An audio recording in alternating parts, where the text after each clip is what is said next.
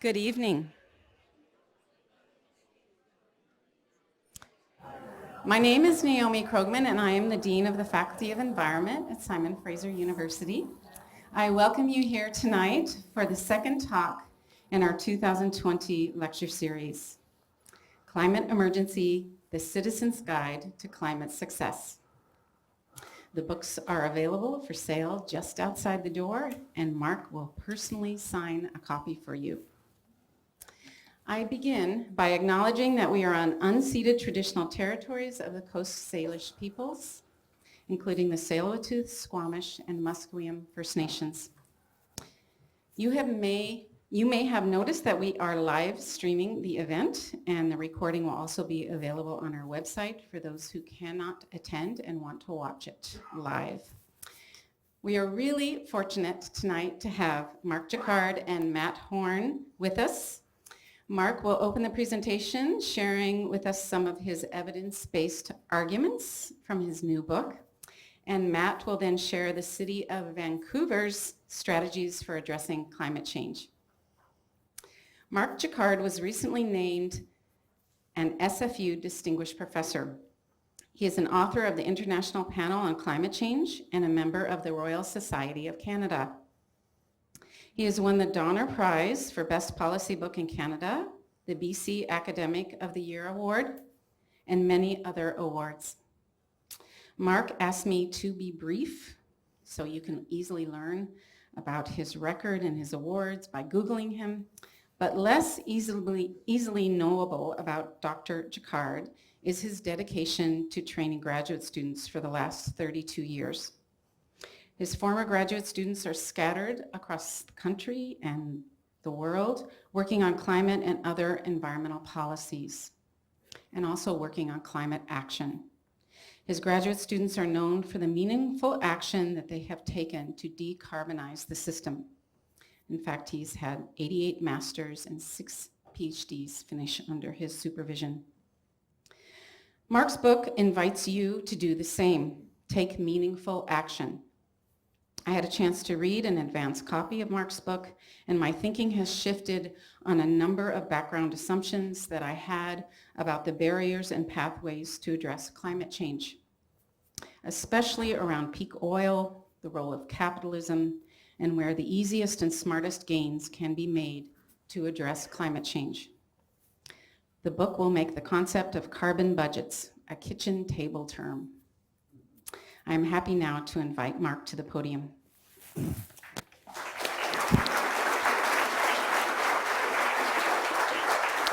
Thanks, man.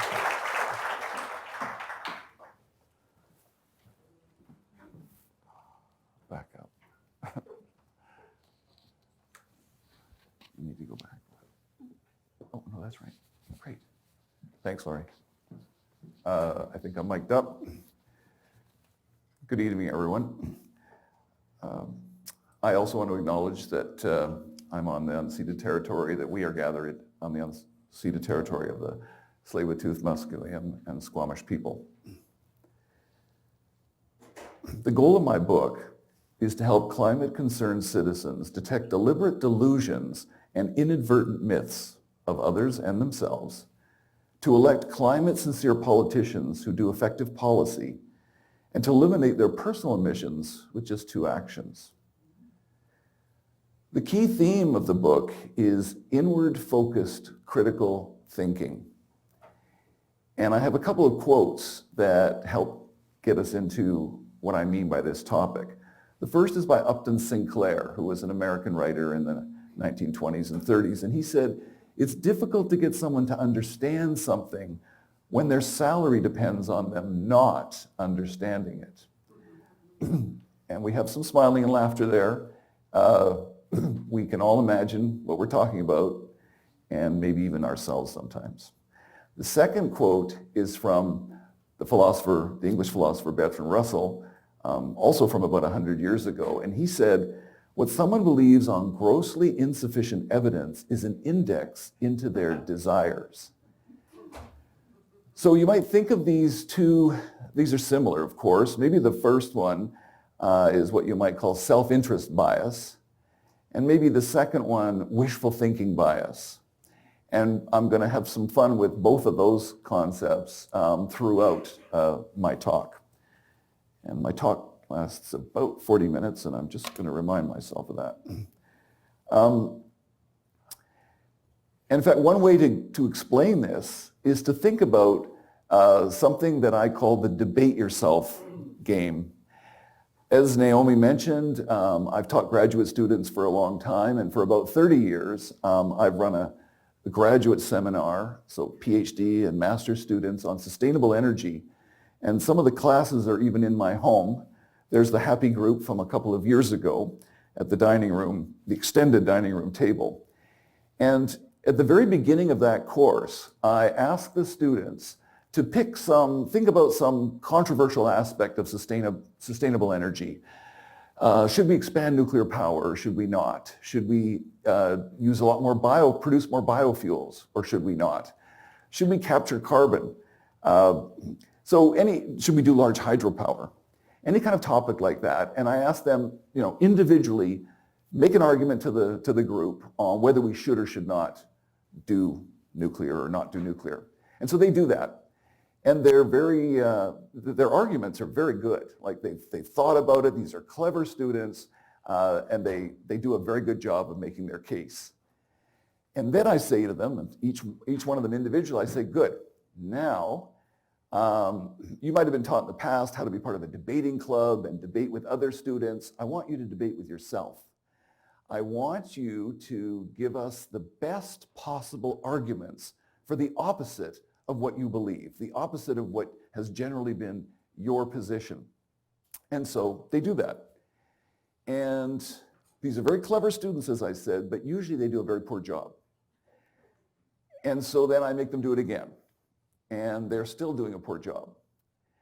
And the challenge, and it's a fun learning experience for them, is that so many of us are trained, and then thanks to the help of the tribe around us, we are confirmed in being really good at being selective with evidence, at thinking more as a lawyer might think when the lawyer has been given, you must defend this position, find all the evidence and logical argument to make strength to that position, as opposed to our ideal of what a scientist should be, or a critically thinking citizen, which is somebody who is really interested in the very best arguments that run counter to what they believe.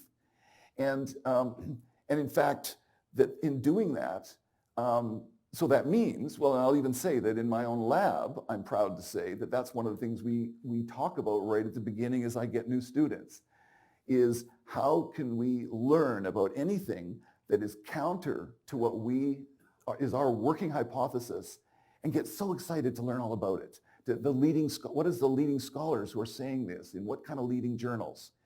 And it's funny, but even in academia, I often find that people don't really live in that academic ideal model.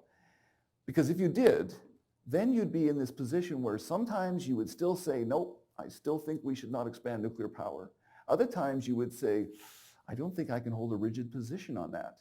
And other times you would even say, now I'm seeing new evidence and I'm going to change my mind. Like the quote I have here from the famous economist John Maynard Keynes, when the evidence I see changes, I change my mind. What do you do?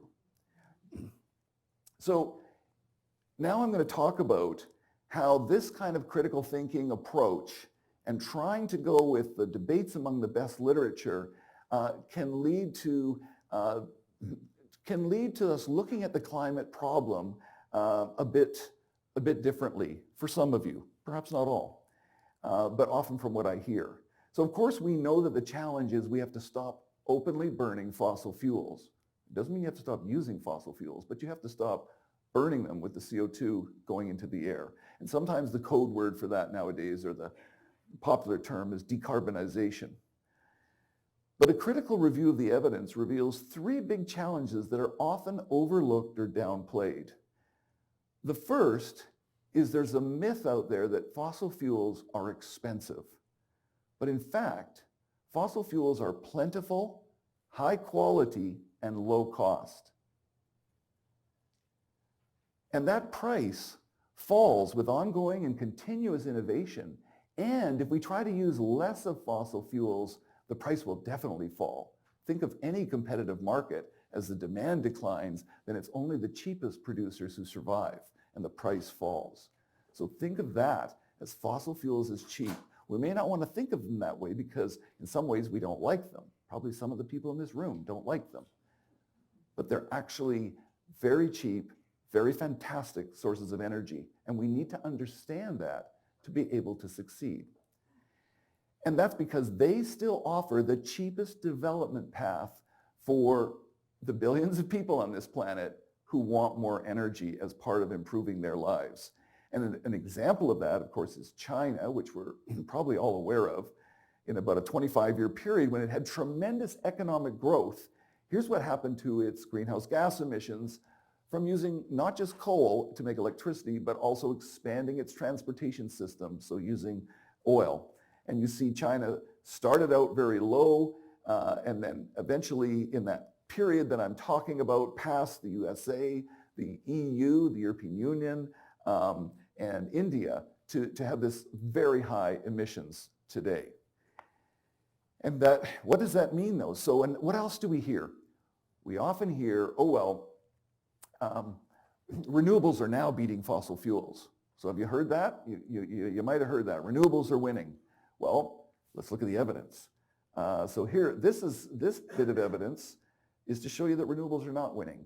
And this was prepared actually by a British Columbian, Barry Saxifrage, who does data analysis, and I'm always connecting with him and paying attention to him. And what this shows, these columns are for individual years since 1990, and the black shows the amount of additional fossil fuels, so the growth of fossil fuels in each one of those years, and the green shows the growth in renewables. So if I brought that all together, you'd see that fossil fuels are still outgrowing renewables. And in fact, you might say, well, in some recent years, renewables are doing better and fossil fuels can have a downturn for economic reasons. But then look at this. After we signed in 2015 the Paris Accord, when you're thinking, okay, good, all of these countries now are committing to reduce their emissions, fossil fuels again starting to win against renewables. And again, it's because yesterday it was China. Who's building coal plants and expanding transportation today? It's Vietnam, it's Indonesia, it's the Philippines, it's Kenya, it's all over the world, really, Pakistan. And that's why, if I put it all together in a stream and even do a forecast, here's a comparison of developed and developing countries in their greenhouse gas emissions. So the developing countries include China, but then you see a forecast there, and that growth in the forecast, so the dotted line, forecast to that side, so past 2020, the light line, which is developing countries, that growth is not China into the forecast period. That's the other developing countries. So that was the first thing, fossil fuels, cheap, expensive. The second is what I'm going to call the myth of a voluntary global agreement. So decarbonization requires a global collective effort, but our global governance institutions, like the United Nations, are very weak. And we're very bad at global diplomacy. And my book talks about other historical cases that help to make that point. At the same time, we might rant and rave about our own individual country and its leadership, but it's very hard for individual countries to lead, because that means using less fossil fuels, which are really cheap and the best way for economic development. And so if you lead, each country and the people within that country can say to their political leaders, oh my goodness, we're only a percentage of the problem, and therefore we're only a percentage of the solution.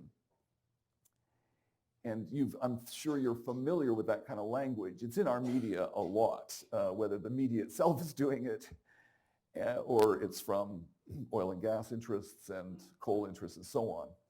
And then the kicker here, though, is that every year for 25 years now, all of the countries have come together to try to negotiate an agreement, but it's a voluntary agreement. And they tried to voluntarily negotiate the agreement, and yet the rich countries are, the poor countries are saying, you got to help us forego fossil fuels because they're the cheapest option. And the rich countries always say, absolutely, we know we have to do that. And then they put their numbers on the table, and they're miles apart. And they always are. And of course they're miles apart, because guess what? We have not succeeded in electing a government to represent us that would be unselfish in our trade with other, in our relations with other countries. So the rich countries are not willing to give up a building like this in order to build a large project of renewable energy somewhere in the developing world. And yet we still keep meeting with this idea that we'll voluntarily come to an agreement. So you might say, oh, that's frustrating. There was a meeting in Madrid. Why didn't they come to an agreement last December? But in fact, those meetings have been going on all the time. And I know scholars who explained, even before the Kyoto Agreement, that none of these voluntary agreements would work. They won't be able to voluntarily put in binding clauses. And what do I mean by that? It's if you sign something under President Obama and then you elect President Trump, he can try to pull you out of the agreement, but his country will face severe tariffs and sanctions and so on. That's a binding agreement with binding compliance mechanisms. So this is why, well, there's so many, as I said, an academic can write about this, but when someone's asked, when are we actually going to get that voluntary agreement, you could also have a cartoonist want to write about when that voluntary agreement will finally happen. So what's the third big challenge? It's the myth of a rational domestic policy process. And maybe I don't have to work hard to convince you about that. But you'd be amazed at how often the discourse makes it sound like people actually believe I want everyone to accept this. And it's like, I'm sorry, your political leaders have to get elected. And so you might want that, but they have to think about our politics in all its imperfections. So because of that, decarbonization is a very difficult task, even for climate-sincere politicians. And I've got a couple of bullets on that. You could talk about this for a long time. The first, which kind of relates to what I've been saying, is that fossil fuels are incumbent, right? Our system is almost entirely fossil fuels. British Columbia is a bit more blessed. Our electricity comes from hydropower. But the fossil fuels, whether it's to do with your producing fossil fuels, natural gas, oil, coal, or it's an important part of your consumption for your energy system, which is often the case, then the interests, the people who have so remember the Upton Sinclair quote, their self-interests also leads them to want to convince the rest of us and to convince us in any way they possibly can about the benefits of continued use. The second is that you've heard me use the term climate sincere politicians, and to denote the fact that there are also climate insincere politicians. And they can fake it, because what we need to do is a transition. But decarbonization is a multi-year, even multi-decade transition. And our political process is a 4-year electoral cycle. So guess what? If I'm a faking it politician, I can say, here's a target here's what I'm going to achieve by 2030. And 3 or 4 years from now, during an election, there will be a few academics like me trying to get the media and the public's attention. They didn't do anything. They won't achieve that target, but there's no real way to measure that. It's very difficult for the media to understand that, or for the voting public, until you've read my book, and you're going to see how you can tell. And the second one is that climate insincere politicians can lie by claiming great economic harm from effective policies. Now, I'm going to later explain that you don't need to have a carbon tax, but it is a very effective policy, and it's an easy one, though, for painting a bullseye on a climate-sincere politician, whether that's in Ontario or whether that's in France. So for these 3 reasons that I'm especially highlighting, global decarbonization is difficult. Right? And so the fossil fuels are actually fantastic and cheap.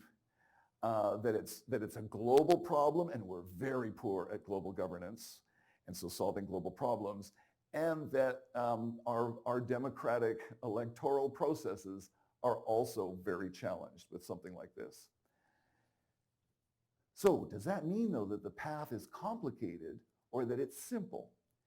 And I've picked out a quote that I'm going to read to you from Lisa's song, but I could have got this quote anywhere. I hear it almost every day. Fossil fuels are so integrated into our lives that phasing them out would require us to change everything about how and where we live, how we get around, and how we make money. Haven't you heard that, something like that before? And isn't that what kind of floats around in your mind sometimes? We got to change everything for this to happen. So does it sound right? Well, I'm going to argue, and I'm going to explain why the path is very simple, and I'm going to do it in the next few slides. First, we have to focus on key actions in key sectors.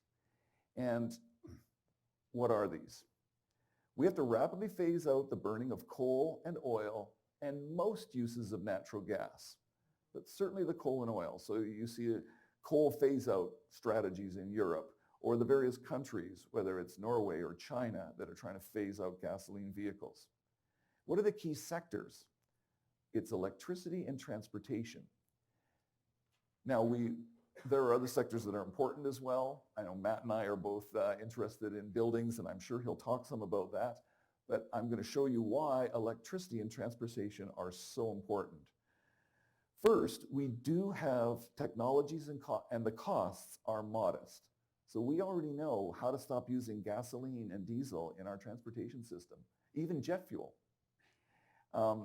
And the same thing in electricity. Like we're moving quite rapidly in some jurisdictions in electricity, and in some places we're quickly. Ontario phased out all its coal plants in 10 years. That was 25% of its electricity system. We can act unilaterally in these sectors because they're domestic sectors, and this is really important.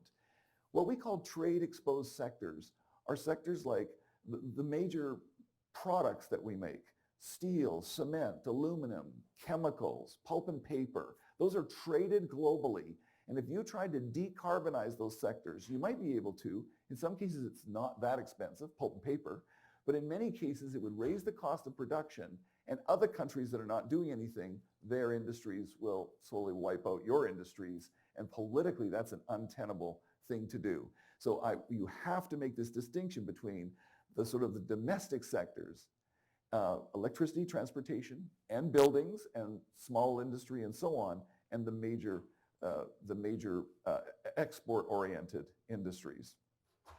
And in fact, I'm going to show you that electricity and transportation, this is the good news of all of this, is more than 50% of the energy-related greenhouse gas emissions that we're going to cause into the future. Again, most of that in developing countries, as I already mentioned.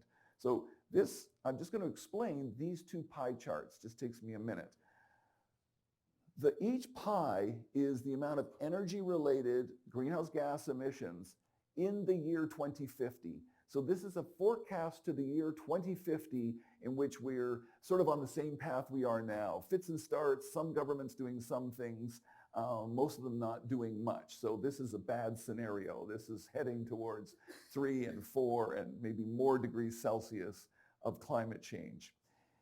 The OECD stands for the Organization of Economic Cooperation and Development, and that's associated. It was a club started a long time ago of wealthier countries, developed countries, and data is still collected in that way. That's why I've distinguished this.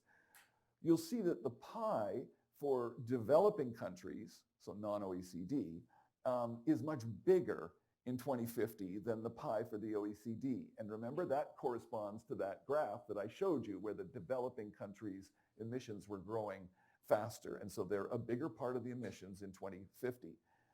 The red shows you electricity. Those are emissions from coal and some natural gas plants for making electricity. And the yellow is mostly gasoline and diesel in transportation sector. So if you do these two sectors, which we can do domestically without, we don't need a global agreement to do those sectors, and jurisdictions are already showing that.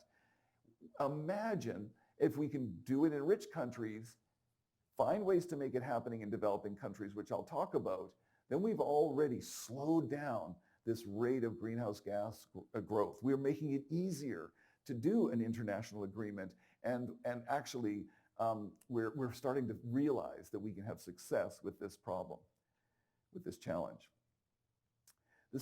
So the first part is the actions and sectors, and then how do those actions, so fuel switching, more efficiency, how do they actually happen? You have to have what I'm calling compulsory policies to make them happen. So the decarbonization actions require compulsory policies. And I now have a figure that just is a nice simple schema of our policy options, our energy climate policy options. And it's actually very simple. There are non-compulsory policies and compulsory policies. The compulsory policies could be regulations, and there are different kinds of regulations, which I'm going to briefly mention, or carbon pricing, which would be like a carbon tax that we have in British Columbia, or like a system of a cap on emissions with permits that add up to the cap, and that's allocated out to industry and even on behalf of consumers, and then the permits can be traded, and the trading price of those permits has the identical effect to a carbon tax. So Quebec belongs to the California cap and trade system. So Quebec and California and British Columbia all have carbon pricing, but different systems. The non-compulsory are things that you would have heard a lot about. Government is, there's enough people here who are old enough who would say, oh, the Rick Mercer 1-ton challenge. That's government trying to induce voluntary actions by us. Nothing happens to you if you don't do it. And these kind of policies, with all due respect to Rick Mercer, are incredibly ineffective. No effect whatsoever. Or I shouldn't say no effect, very little. So we can give subsidies for efficient homes and so on, and we do that. They're also not very effective. Direct government action, labels, and so on. So this is this contrast, and the message, you'll know you have a climate-sincere politician when they're implementing compulsory policies. They may do the other stuff as well. And I think, again, when we think of the city of Vancouver, Matt might have examples where you can mesh those together. But often what we've seen is climate insincere politicians just doing the non-compulsory. So what are some basics of that very quickly? So you must have carbon pricing and or regulations, right? So compulsory policies. But think about that and or. Hold that thought for a minute. So secondly, carbon pricing is usually lower cost than regulations, and that's why economists talk about it all the time. They love carbon pricing. It's the least cost to your society for reducing emissions, which means you have more income for healthcare, education, and so on. But it's important, just because when I said and or, that means that neither of these is essential. You can do it all with regulations, or you can do it all with carbon pricing, or you can combine them in some way. So you don't have to do carbon pricing. So when someone tells you it's essential, they're either misled by economists or they have some other agenda perhaps. Flexible regulations are more popular politically, and I won't go into detail on these. If people ask me about them, I have a couple of extra slides in question period if you want me to explore it further, but we actually have a lot we have several flexible regulations here in British Columbia, a zero emission vehicle requirement for sales, a clean electricity standard, a low carbon fuel standard for energy sold in transportation. And I point out that if we were to look at the jurisdictions that are really leading, and I could have put British Columbia on here, but another one is California, we actually can get a breakdown of what is the relative role of carbon pricing versus the regulatory climate policies. And I've got a pie here. This pie represents the reductions of emissions in California from their aggressive policies over the last 10 years up to the year 2025. So it's again a historical plus a forecast done by an agency, the main agency in California, the California Air Resources Board. And the yellow policies are all regulatory policies. So the heavy lifting, most of the reductions are caused not by carbon pricing, their cap and trade system, but by regulations.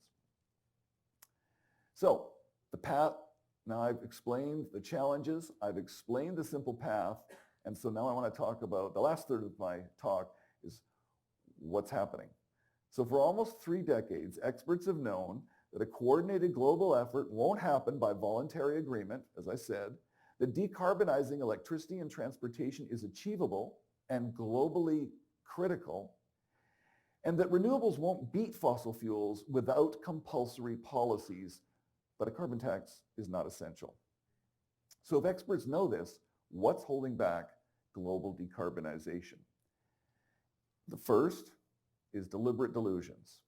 So fossil fuel interests deliberately promote myths to stall action, and this will be very familiar to the climate-concerned audience that I've got here. They'll tell you the climate science is uncertain, that this next fossil fuel project is essential. We know we have to stop doing this, but this one we need for schools and jobs. We must await major innovations before we decarbonize. Remember I just told you that in electricity and transportation we already have, even in jet airplanes, we can fly jet airplanes on biofuels. They don't need to be electric. I flew in a jet airplane on biofuels in Brazil 12 years ago. And that there's no point acting until we get a binding agreement, right? So that's all good reasons to stall. But what else besides these kind of deliberate myths? Well, I'm going to argue that one that I've been running into, this is why this book has just come out of me from sort of, well, almost 3 decades of observation, taking notes, and some frustration. So many climate-concerned people hold rigid pro and con positions on our decarbonization options. We must not use nuclear power. We must not use large hydropower. We must not use biofuels. We must not use carbon capture and storage, so capturing carbon when we're burning fossil fuels. And we must not use carbon taxes. So I'm not saying that you cannot be pro or con with any of these, but I invite you to think about how rigid you should be in your views. Because the fossil fuel industry loves this rigidity.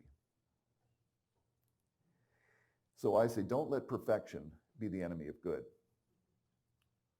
And in fact, I wrote a book 15 years ago with Cambridge University Press called Sustainable Fossil Fuels. And that's kind of a cool photo. It's not me, but one of my students won a bottle of scotch for picking that, and it was so hard to talk Cambridge's arts department to let us use that cover. Then later they said it was one of the most popular covers they ever had.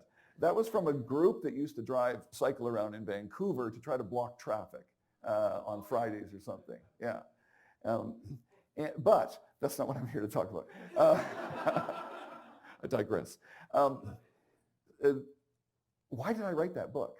Why that title? So even way back then, I was very focused because I'd been advising policymakers and seeing the constraints under which they operate in our democracies. I'd been very interested in how do you get other people to at least accept that we're going to act on greenhouse gas emissions, and maybe even get some buy-in from people who live in regions that are fossil fuel endowed. Well, it turned out that the independent research, as I learned about this through the Intergovernmental Panel on Climate Change and my other work in China, is that it's actually not that difficult to have a coal plant where you capture the CO2 and you bury it. And it involves technologies that we've had for decades. And so I said, we've got to find a way to get buy-in from people in the regions that are fossil fuel endowed, because if we don't do that, they're going to be biased, and they're going to deny the science. They're going to spend a lot of money to try to propagandize and do anything they can to stall. Sound familiar?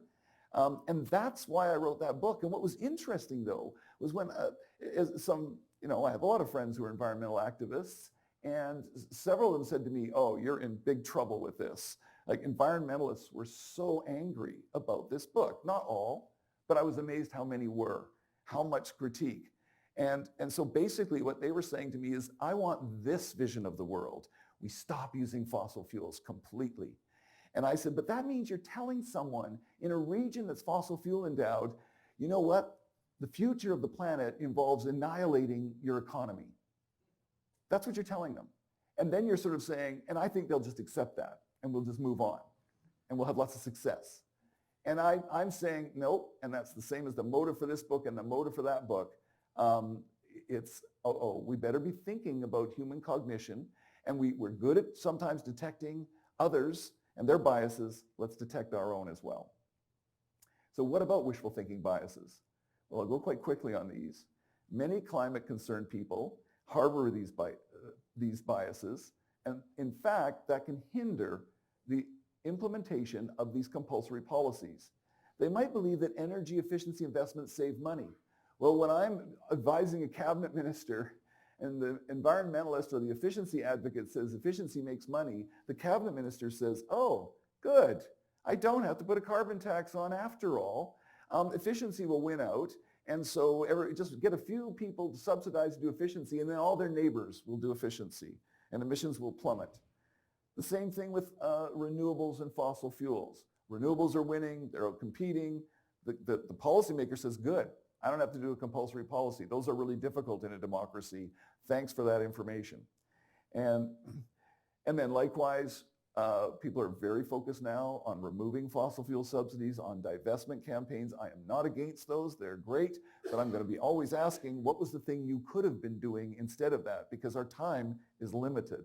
And I'll show you what I think you should be doing instead of that. And so the fossil fuel industry loves all of these wishful thinking biases. It's helped them win against people like me in cabinet discussions. The next is agenda hitching biases. And again, I know I'm going to challenge some people here in the audience. And I'm not asking you to agree with me that having hitched this agenda is a good or bad thing. I'm asking you to let it simmer for a while and think about your best strategic option for the things we want. Because there are a lot of people that argue that decarbonization is only possible with dramatic behavioral, social, economic revolution in just 2 decades. We have to stop population growth, stop eating meat, stop flying planes, stop driving cars. We got to stop economic growth. We have to achieve global equity, and we have to abolish capitalism. And we're going to do that too. We're going to get people to vote to do that because we're not a dictatorship. So it's going to have to be, or we're going to convince them that all of them voluntarily change their behavior. So all of these things, maybe even abolishing capitalism, may be laudable in themselves. But when hitched to climate success, they make the challenge seem far more complex than it is. And fossil fuel industry loves agenda hitching.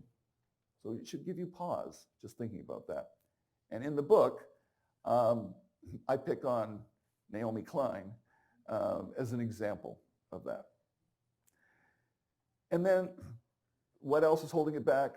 Of course, it's climate insincere politicians. We have to be able to identify climate insincere politicians. Now,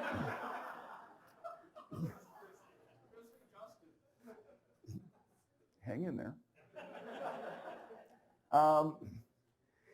Now, sometimes they can be hard to find. Like, let's say that they don't, pose together for a photo. That they're a little more clever. Then we're going to have a way to find them.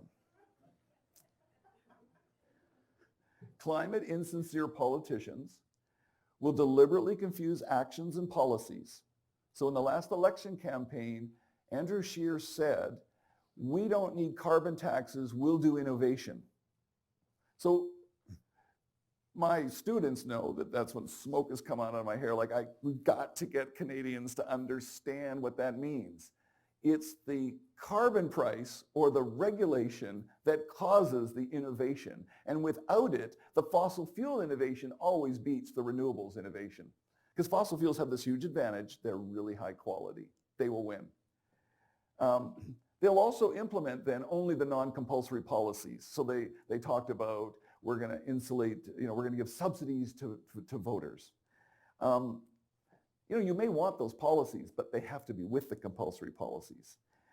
They'll lie about carbon tax. I already talked about that. And if the compulsory policies exist, they'll keep their stringency weak. So Christy Clark came into power, knew she couldn't get rid of the carbon tax, so she just froze it. So the fossil fuel loves and rewards these politicians. So what is the task of the climate-concerned citizen in finding and supporting climate-sincere politicians? Those politicians implement compulsory policies. We've already talked about that. They implement a mix of policies that will drive innovation and low-cost decarbonization even in the trade-exposed industries, but they can't go as aggressively there. And they will link with other countries to lead sort of multi-country coal and oil phase-out campaigns, because if we're not working towards a global effect, there is really no point. And they'll enact, therefore, carbon tariffs to that end. So that's what should have been in a binding global agreement with compliance mechanisms. We're not going to do that globally. We're going to need countries that lead on that. So somebody wanted him in the photo with the others. And that makes sense, right? I mean, how can a climate-sincere politician approve a pipeline? And then when that doesn't work, buy the pipeline and approve the pipeline.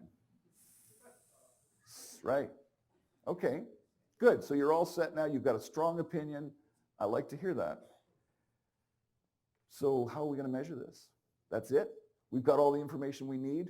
You're all happy with, some of you sound happy with that. You're feeling good. This is a bad guy. It's climate insincere. What's Canada's government done since 2015? What's been their main policy approach? They've relied on pricing and regulations with rising stringency. I've been involved in helping with the design of some of that. You all know about the carbon tax. It's become one of the leading policies in the world. And they're leveraging their domestic efforts into a global effort. And I'm not going to go into a lot of detail on that, but here's some specifics. So this is just me not deciding what these people are. This is me trying to look at the evidence. And the irony is I looked at this evidence with all of my co-authors, the policy experts of the Intergovernmental Panel on Climate Change, when we were comparing all the different countries. And that's why I wrote a Globe and Mail article on that. Canada now is one of the leaders in the world with its powering past coal. First of all, with its coal phase-out regulation, and then it's leveraging that to try to create a global drive called powering past coal. It's not perfect, but it's really a game changer globally. We, as I said, have become one of the leading jurisdictions in the world. We're even catching up to the Scandinavians in some aspects because our carbon price is going to apply to even more of the economy, or as much or more than in some of those cases. And we re-elected that government, so the carbon price is going to keep rising.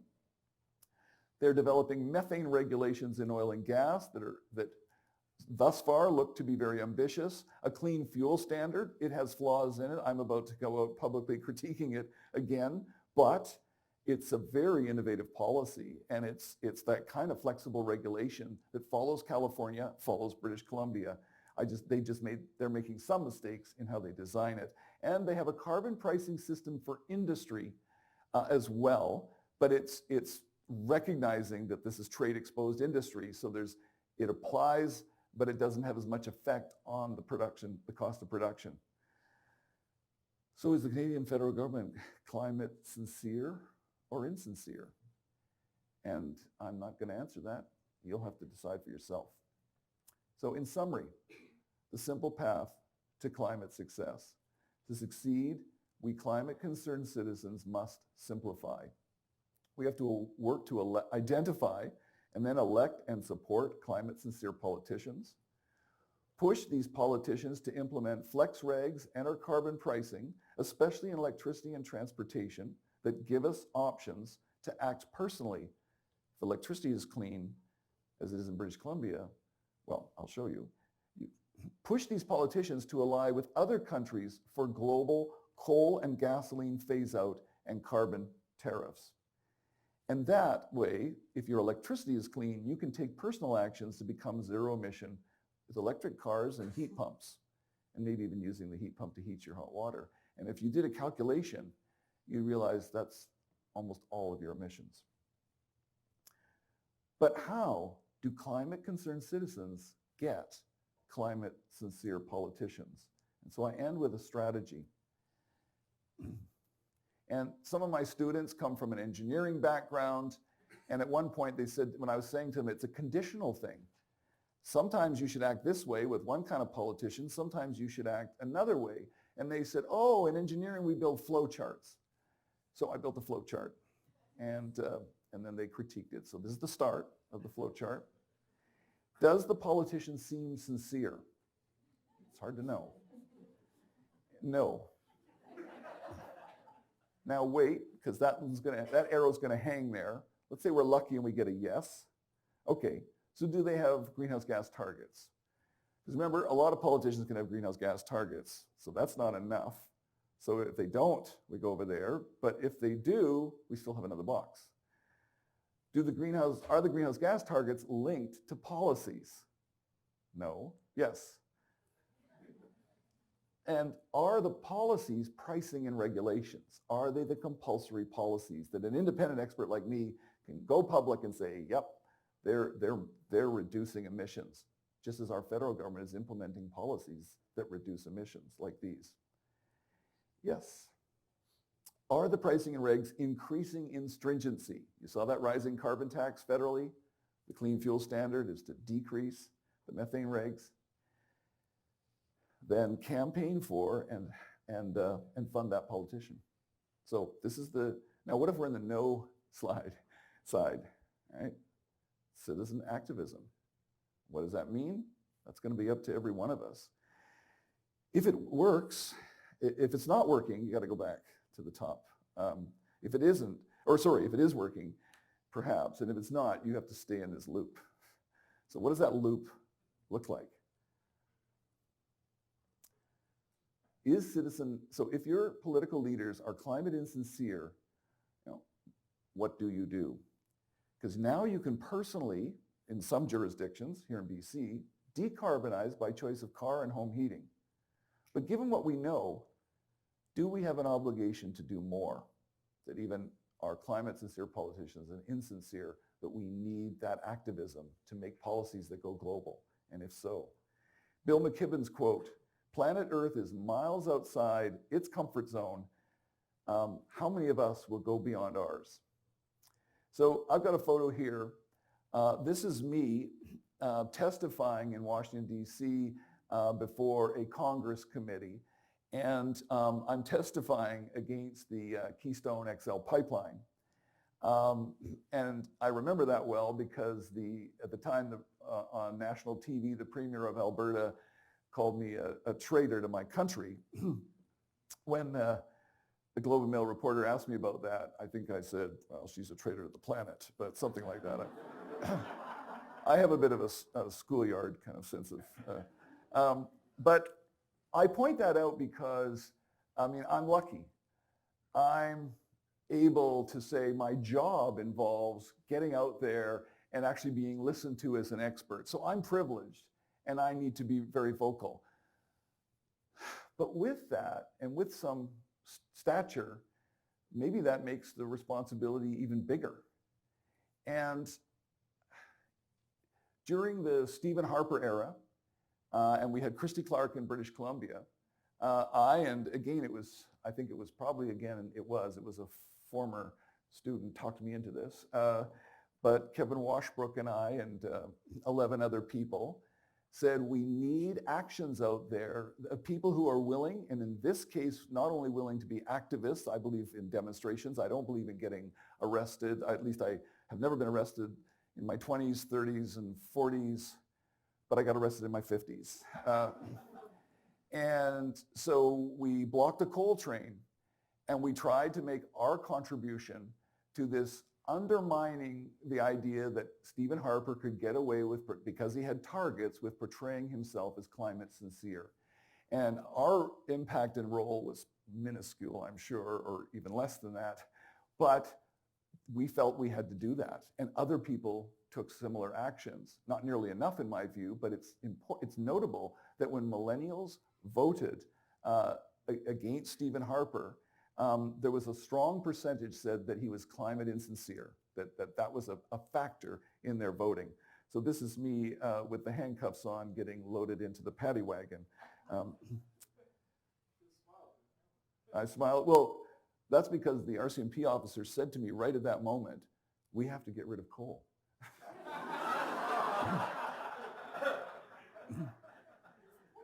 So what influence can citizen activism have?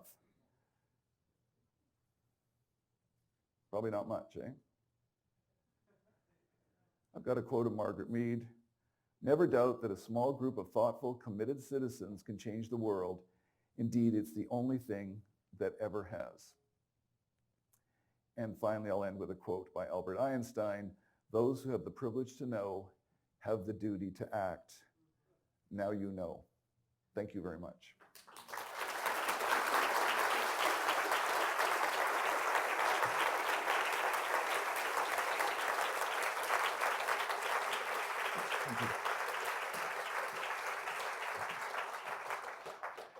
And I wanted to say one thing, which was, it was great of you to buy the book, some of you. It's also free, and you can see how to get it. So get it to the young people in your lives so they can read it on their devices. It's a PDF. It's also an audio book. I do the book plug. But yes, you could also buy it. Thank you. Thank you, Mark, for bringing so much clarity to so much complexity in regards to our options for the future. I really appreciated the fact that you also gave me a model of an economist after spending over 2 decades in a Department of Economics in Alberta, that the power of regulations is so strong. So very illuminating. Our next speaker is going to comment on Mark's talk. His name is Matt Horn. He is the City of Vancouver's Climate Policy Manager. In this role, he is responsible for delivering on the city's commitment to have 100% of the energy used in Vancouver come from renewable sources by 2020. Horn also advises senior management and the mayor on climate change policy issues. And I am proud to note Matt Horn is also an SFU alumnus, graduating with a master's in resource and environmental management after attaining a Bachelor of Industrial Engineering from Dalhousie University. Just recently, both Mark and Matt agreed to join the newly formed BC Climate Advisory Council that will advise government and track progress on Clean BC initiatives to reduce pollution and create new opportunities for people around the province. Matt.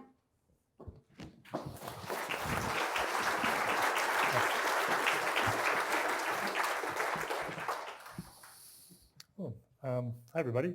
Is the sound good? Okay. So yeah, my name is Matt Horn. I'm the Climate Policy Manager with the City of Vancouver, and really quickly what that entails is, say maybe 120, 150 people that work for the City of Vancouver that touch on one element or not of sort of climate and energy issues, and I help sort of coordinate that work. So ideally we have a coherent plan that is helping us reduce carbon emissions at the city level.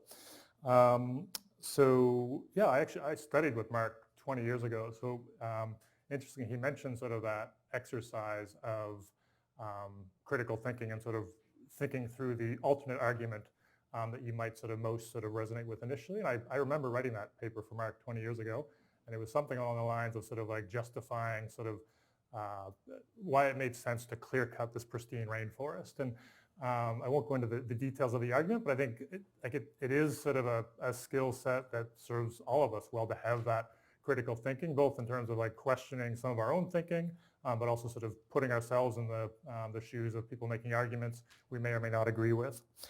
So I'm going to provide a few remarks here. I generally would say, like, at a high level, agree with Mark's presentation. Like, critical to have those compulsory policies if we want to see progress on climate, and critical to elect climate sincere politicians if we want those policies to be implemented. So what I'm going to try to do is localize that a little bit and bring it into sort of a Vancouver and city context, just to take some of the global concepts Mark was talking about, or even the national concepts, and give you some context as to how that might materialize in a city of Vancouver or Burnaby or wherever you may live in the region context. I'll just start a little bit with like how Vancouver is doing in this space and sort of what the carbon sort of profile looks like for the city of Vancouver. And it'll differ a bit city to city within the region, but it generally sort of looks fairly similar to this. So we're having some success, I would say. So over the last decade, carbon pollution in the city is down by 12%. So we're moving in the right direction. That's at the same time while the economy is growing, the population is growing. So I think we can take some positives from that. I think we also have to be honest that progress is not near fast enough to sort of align with sort of what the scientists are telling us at a global scale. And sort of the analysis we've done is we sort of have to find ways of moving about 5 times faster over the next decade if we're going to sort of be meaningfully contributing to the type of solution many of us want to see on a national and global basis. So moving in the right direction, we've got to find ways of moving much faster. In terms of where our emissions come from, and this relates to Mark's comment about I think you will often hear this is sort of it's too complex or sort of it's too ingrained in society to make progress in this challenge, and you definitely do hear that a lot in the local, provincial, and national context. It'll differ whether you look at sort of a global picture of emissions or a national picture or a local picture. I'll give you the local picture. So in the Vancouver context, our emissions really come from 2 sources, buildings and transportation.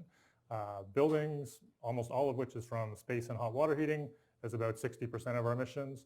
The next big chunk, almost 40% of our emission, comes from the cars and trucks on our road. And again, it's burning fossil fuels contributing to climate change. And again, like there's some bigger sort of lifestyle changes that allow us to reduce some of those. So giving up a car and walking, cycling, and transit is a big change people can make. But shifting from a gas car to an electric car is relatively seamless in terms of what it means for your lifestyle. Similarly, from a buildings perspective, we've got lots of opportunities, whether it's sort of shifting to things called electric heat pumps, shifting to renewable gas, making your home more energy efficient. All those will result in burning less fossil fuels and contribute to the solutions we're striving for. So really, like it comes down to that simple set of like 6 or 7 solutions at a local level, like more walking, more cycling, more transit, more electric vehicles, heat pumps, renewable gas. It's not a long list of what we have to transition from today to that end product. And again, that's stuff that's available today. One of the challenges we have is that I think makes it challenging for climate-sincere politicians is low levels of awareness. So we did some public opinion research last fall, just as a reminder. So 60% of our emissions are from buildings, 40% from transportation. Only 7% of Vancouver residents would flag buildings as a significant source of carbon emissions in the city of Vancouver. So if you're a politician that is interested in saying, like, how do we make progress on buildings, and our residents don't necessarily see that as a contributor to the problem, even if they agree with the problem, we've got a gap there. The top source that sort of residents identified as sort of the biggest local contributor was single-use items and single-use plastics and plastic waste, which again it's an important environmental issue. It's not going to make or break our success at a local level on climate change. So it's one from a city level. We're trying to sort of build awareness and education around that so we can have a informed conversation about the types of changes we think are needed. So back to the sort of issue around compulsory and non-compulsory policies. And we don't use that terminology of the city, but I think it definitely resonates in terms of a sense of what's going to have impact and what's not going to have impact. So I thought it might be helpful if I just gave a few examples. And I'll give a Vancouver example to start, which I think is a policy framework around new buildings we're quite proud of. And then I'll give a few other global examples to illustrate some of the other types of things that if you're looking for meaningful policy at a city level, the types of things to look for. So in 2016, City of Vancouver Council passed the Zero Emissions Building Plan. And what that plan does, it lays out a roadmap from 2016 to 2025, essentially, where we would sort of move from what was sort of a standard construction practice in 2015, 2016, to all new construction being zero emissions. So again, much more efficient buildings and reliant on renewable energy instead of fossil fuels. So that's sort of the roadmap or the targets piece. On its own, that doesn't achieve anything, but I think we've had a good degree of success over the last 4 years of implementing the Vancouver building bylaw and the green building policy for rezoning, so that the regulations that require developers to build to that standard. And so we're seeing now the average new development in Vancouver is almost 60% lower carbon emissions than the same building would have been built 5 years ago. So we've still got some pieces to make progress on, but there really is demonstrable progress and lots of interest across Canada and around the world in that policy framework. And like we're seeing the evidence with new buildings that are going up today. They are rapidly making that transition to renewable energy. So it's new buildings, and again, I think we're pretty proud of that piece that's in place here, and again, lots I think we can share with other jurisdictions. Existing buildings is going to be our big challenge, and I think most cities' big challenge. Like it's great to get new buildings so we don't have to retrofit those buildings down the road, but we still have all the buildings that have been built over the last 50 years that we have to find ways to move off of fossil fuels. The example I'll give is New York. So last year they passed a law at a city level that requires all existing buildings to reduce their emissions. And it's not sort of a change that happens overnight. It's a series of sort of targets every building has to hit over the next 30 years. But if you're a building owner and manager, you see those requirements. And when you're getting ready to do maintenance, you're getting ready to replace a boiler, you're like, okay, I have to hit this limit in the next couple of years. I'm going to make that transition to renewable energy now. So it's a compulsory requirement that you have to hit those limits. You've got lots of flexibility in terms of how you get there.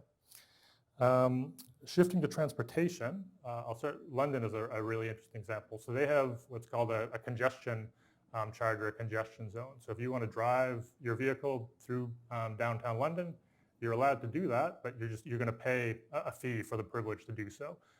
They use that revenue to sort of finance improved transit, improved bike lanes, et cetera. And that's been in place for essentially a decade now. They've seen a 25% drop in the car trips going through the City of London, and that's during which time, again, their sort of population and their economy is growing rapidly through that period. So again, it's a combination of sort of making those alternatives available and making the sort of business as usual fossil fuel alternative more expensive. The last example I'll give relates to electric vehicles. In Oslo, in Norway is a really interesting example. So right now, I think the most recent stats I saw were that of all the new vehicles sold in Oslo, a little over 60% are electric vehicles. So really rapidly making that transition away from fossil fuel vehicles. We're actually seeing good levels of success on that in BC as well, but a long sort of step behind. We're at about 10%. So there's a big drop off after you leave Norway to other jurisdictions. They didn't get there just by luck. Pretty much any opportunity they have made gasoline and diesel vehicles more expensive than electric vehicles. So if you're paying for your registration fees, if you're paying for parking, if you're paying to enter their congestion zone, all of those, they've said, we want to sort of put the preference on electric vehicles because we want to see that outcome. And they're sort of embedding that across the board. And again, they're seeing the results with this sort of very rapid shift to electric vehicles. Couple more points I wanted to make. I think it's important just to stress the complementary importance of those non-compulsory policies. So, and this is sort of part of what my work is trying to sort of pull together a package of policies that our council can get behind and that our residents can be supportive of.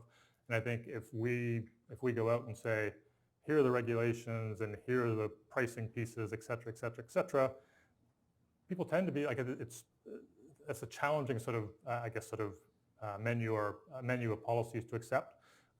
We think it's really important to combine that with some of the other pieces that sort of ease the pathway to that transition.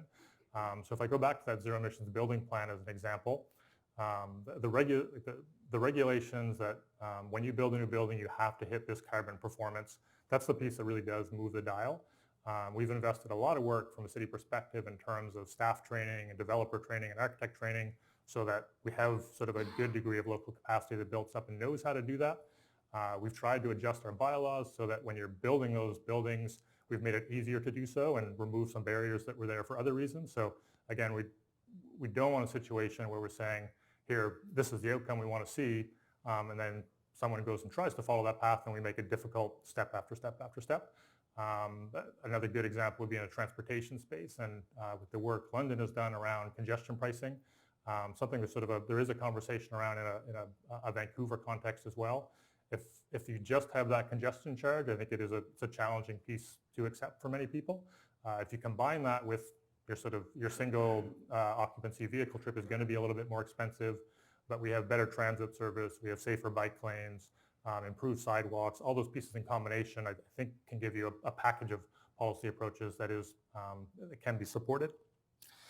The last piece I wanted to touch on was the civic activism piece that Mark closed his talk on as well. And I really just don't underestimate the degree of impact that can have. And I think within Vancouver City Hall, I don't know if people were participants in some of the big climate strikes that have been organized locally here by groups such as the Sustainability Teams.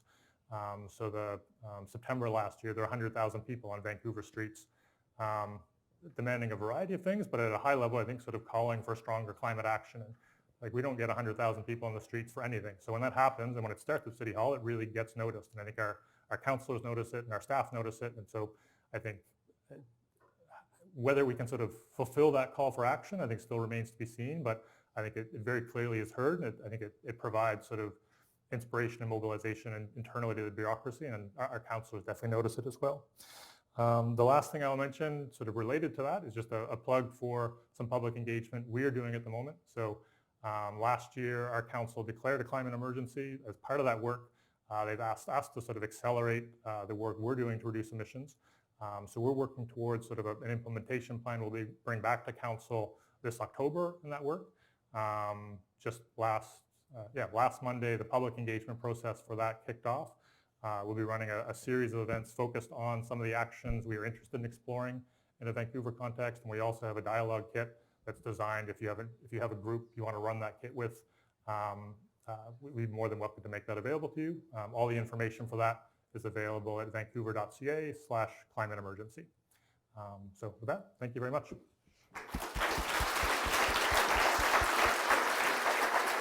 Thanks, Matt. Thanks, Matt. Do you mind? I guess you don't want that sitting on here. I'm going to stand up over here. Oh yeah, I'm on. Thanks very much, Matt. And anyway, for me, it's just a lot of fun. I've got former students all over the place. Matt doesn't just belong to me, but he is one of my former students, I have to say that. And we have a climate sincere government in the city of Vancouver and have had for a while. But it's this critical role that people like Matt have been playing to help guide them through with sort of lessons about what kind of policies, because you can't blame politicians. They don't necessarily know, they're not great experts on this area. So you need people like Matt and one of the mottos in my research group is to say early on to them, if we think we're quite smart, we should be able to help politicians do the right thing, do good, and get reelected. And that's the challenge that I give to anyone who's sometimes very upset with politicians and ranting. And I'm saying, what compromises would you have made to get elected and then to do the right thing and stay elected? It's a very difficult game, and you need bright people like Matt helping to make that happen. So no more from us. I'm really keen to take any questions, and they've just given me the freedom to do that. And then at some point, Lori's got a mic for people, so please wait, because this is being webcast, so we need to hear you speaking on the microphone. And right now it's about 8:10.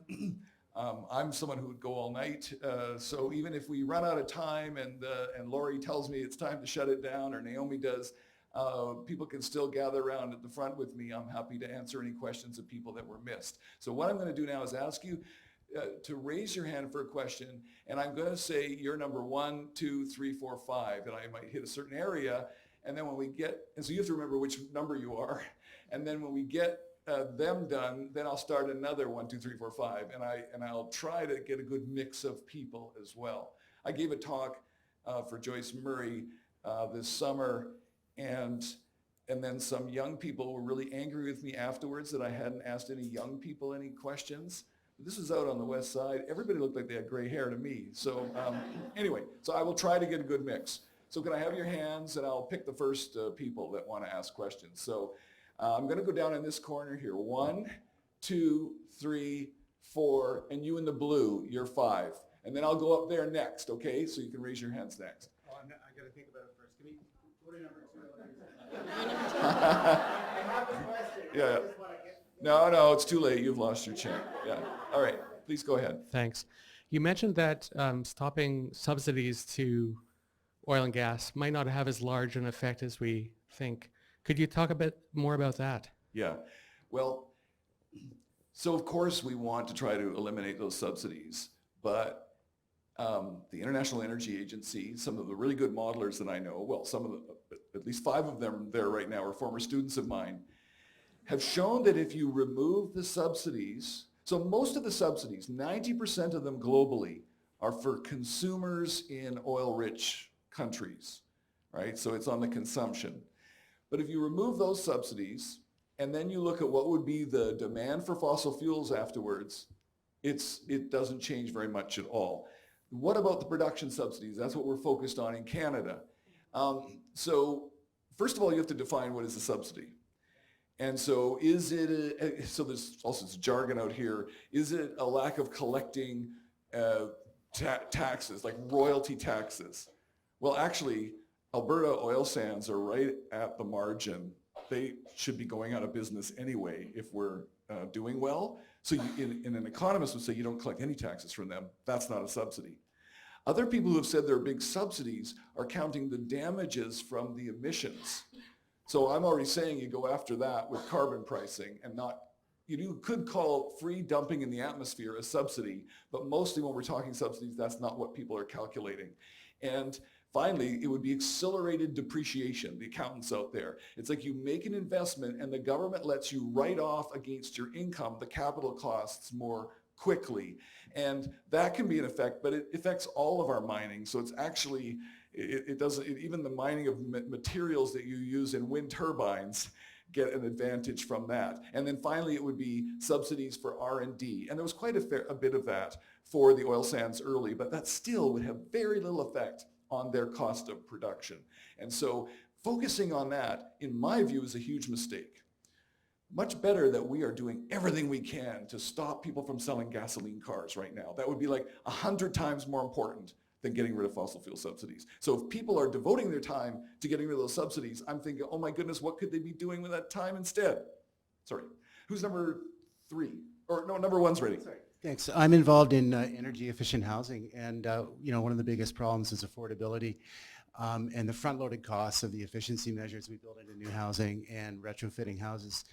And getting a little sideways, the BC Utilities Commission doesn't allow us to have energy service companies in BC that can help flatten that front-loaded cost. How can we get around making housing more affordable for people that don't have $1 million or $750,000 to build a new house without using subsidies and incentives? Right. So to me, there's a couple of things you've combined there. One is, so energy efficiency is a higher upfront cost. I'm buying more insulation. I'm spending more money on double pane windows and so on. And then you make the benefit is the lower energy bills, right? Because you're using less energy. But when I said that energy efficiency is not profitable, that's exactly what I'm referring to. It's not profitable. And when people have said it's profitable, I've said, what forecast did you use for the price of natural gas? Because I could put a real leaky natural gas furnace in my house, and I can show you that's a way cheaper, and not insulate my house, or very little, and it's a much cheaper proposition. So that's this question of, is energy efficiency profitable? And I don't think it is, and that's why we need to, well, the regulation we should have on natural gas, we've got the city of Vancouver saying, you're not going to be able to build houses and connect them to natural gas. We should have a natural gas phase-out policy. The provincial government has started that in BC, which says you've got to switch the natural gas to organic sources, so biomethane. When they do that, then the cost of the natural gas option goes up, and the profitability of energy efficiency and fuel switching to electricity improves. But you've combined that with affordability, and housing is a real challenge for affordability. So is it the energy cost that's making it unaffordable, or is it the capital cost? And that's a very big question. In the UK, they talk about energy poverty, and they do have programs to help people with their efficiency in their buildings. Oh, and by the way, we have that as well. And we do need to keep those programs, and they are subsidy programs, and that's right. I agree with him on that. And that's how the Swedes got their building sector down to zero emissions effectively, whether it was in cities or in the countryside. And they did it in a way that they did it with social housing as well. So even people who live in, who are lower income have very good housing, and it's very efficient housing as well. 3? Okay, I have a very simple question for you. Would you say a climate sincere politician would okay a new tech mine in the oil sands? So, you think I'm squirming? I think you should be squirming. Absolutely. Yep. There are so many trade-offs to make if you get yourself elected as the government of Canada, because there are people highly deluded on all sides, and especially though, I have to say, in Alberta. And so you have to decide, and I'm not saying I have the right answer, by the way. I'm happy to, not here, but to keep debating this, and I might change my mind, but I want to give you that other side, just as I tried, you offered me the opportunity, and I'm going to do that. And so you have to decide, so we've had periods in Canada when we were obsessed with national unity, with keeping the country together. It related to Quebec, but I remember it well because I was still pushing climate policy back then, and climate policy just went right out the window if we had a national unity challenge. And Albertans might be irrational when they do this. I think they will be, but they will do this, and our country will be obsessed with it. So if you're the government of all Canadians, you may have to consider trade-offs. And those trade-offs could be pipelines, and they could also be oil sands projects. But guess what? We have to succeed with phasing out gasoline and diesel vehicles. Guess what happens when that happens? You never have to battle about frontier tech mines or new oil pipelines. It would be like having battles about a coal port. You wouldn't have to do that because the demand for that product would be falling. And guess what? When the demand for oil finally starts to fall, so that's what we've got to succeed at, or we're done anyway. When it starts to fall, sorry to say this, Albertans, but you go first. You're the highest cost producers on the planet, basically. And that oil price will fall, as I said, and Alberta will not be investing. So we have to decide if we want to have this battle now, or if we want to succeed in or pursue what we know we have to do globally, or we don't succeed anyway. And so if I was the Prime Minister of Canada, those would be the difficult questions, even as a climate sincere person, that I would have to wrestle with. And I'm not convinced that I wouldn't approve that project or approve the Trans Mountain Pipeline. The worry is the What? time. Sorry, what? We have so little time. Yes, that's my point. We don't have time to try to stop fossil fuel infrastructure. We need to stop fossil fuel demand, and we need to stop that demand here and then around the world. And so if I'd given a longer talk, I would explain how the Norwegians leading, as Matt mentioned, and maybe British Columbians and Californians starting to be quick as well, and Swedes and Danes and the British, and joining the Chinese, because the reduction of the stopping of burning gasoline and diesel in cities in the developing world is a big benefit to the elites of those societies. It's their loved ones who live in those cities and breathe that air. So I'm saying we need to be thinking about that strategically as where we put our effort. And then all the fossil fuel infrastructure there is anywhere won't matter. And the emissions from oil sands production won't matter because they won't be producing anything. And that's what we have to do or we don't succeed. So we don't have time to follow the wrong strategy. That's the argument in my book. Who was 5? Okay. Hi, Mark. Thanks for a great talk. So one of the myths that I often hear is about people wanting to move off-grid, to cut their ties to the grid. And living in an off-grid home, I know firsthand this is not a good idea. You have to produce, to meet your own energy needs in the middle of winter, you have to produce way more power than you need during the summer when we have lots of energy. So I look at BC's energy grid as being one of its great treasures. I think it's an unrecognized treasure, and I would like to see that promoted more. But I wonder what you think of the opportunity in BC for distributed, home-based or business-based, interconnected, grid-interconnected, distributed power systems as part of that mix. Well, so I agree with a lot of what you're saying, all of what you're saying, but the answer can have so many fun sides to it. When Gregor Robertson, the mayor of Vancouver, asked me to be on his climate advisory council, and had you already started by then when he created that one? No, you started shortly after. And The first meeting I said, wait a minute, so this greenest city plan, are we talking energy autarky, which means, that we're going to have, it's distributed, we're going to decentralize system, we're going to produce all our own clean energy in Vancouver? Because I was so hoping they wouldn't say that. And I was so happy when they said, no.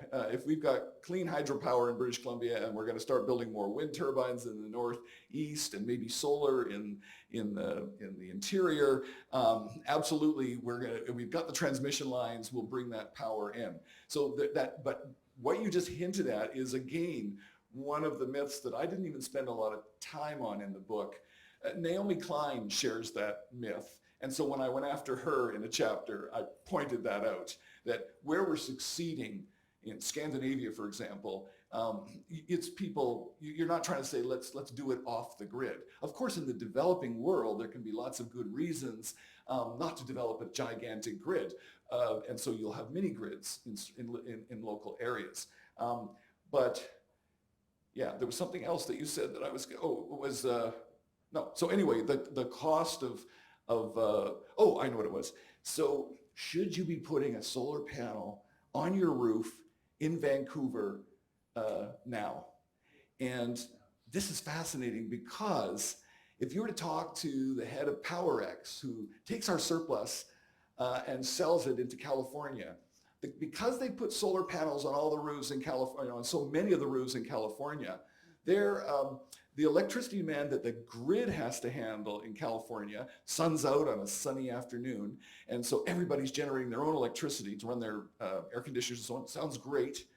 Then as the sun goes down, the demand for electricity skyrockets. And so BC Hydro, on behalf of us, or PowerX, is able to sell that electricity at a really high price because they're able to provide into that system. But what the head of PowerX will tell you, but I really don't want anyone putting a solar panel on their house in Vancouver, because then I'm effectively buying electricity from them at 11 cents a kilowatt hour, whereas I prefer to buy from the Californians at a half a cent a kilowatt hour when everyone's solar panel's operating, and then I sell it back to the Californians an hour later at 12 cents a kilowatt hour. And in Vancouverites putting up solar panels just messed me up. Now, what's the message there? I don't want to confuse people. It's a complicated system, that's all. The better thing is what you do as a consumer, get an electric heat pump. That we can be sure of, or even electric resistance heating if you insulate really well. So I need a new 1, 2, 3, 4, 5. 1, who else? Put your hand up if you wanted to ask a question. So I've got 1 there, 2, 3, do you see me pointing at you? And then 4 way back there. Yeah, it's the woman back there, and 5 is the man way back in the corner, or 6, whatever you are. So I picked the man back in the corner as well. Okay, so you're also included if I run out of the numbers. So who's first? Who's 1? Okay. Hi, thanks likewise for your talk. It was enlightening. And I've got 2 quick questions. One is, it's great all the information for decision making you provided, but we also know, sorry, I forgot. We also know that generally support for and belief in democracy as it functions now is at an all-time low globally. So I'm wondering, you've referred to traditional kind of political activism and just basically amping it up, more confrontation, more activism.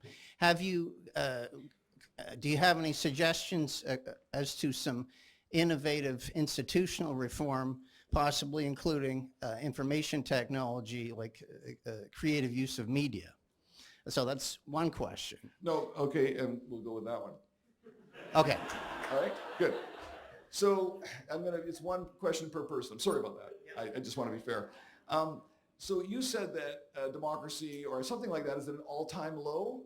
Yeah, I don't agree. I think that's very ahistorical.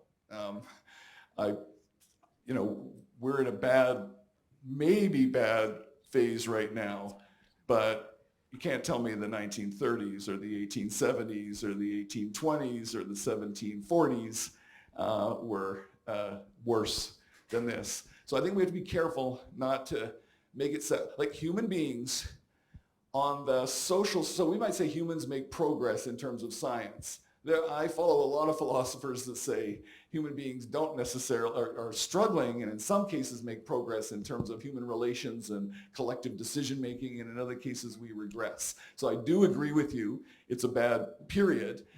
You kind of characterized me as saying, good, let's get out there and demonstrate and so on. I made that very conditional. I made it conditional on what do you do as a citizen with a climate insincere government. If you have climate sincere governments, though, I'm saying try to help them all you can. And you mentioned the word institution. I think that's essential. So for example, and my students have worked on this, but one of the questions I also ask them in that course is I say, why?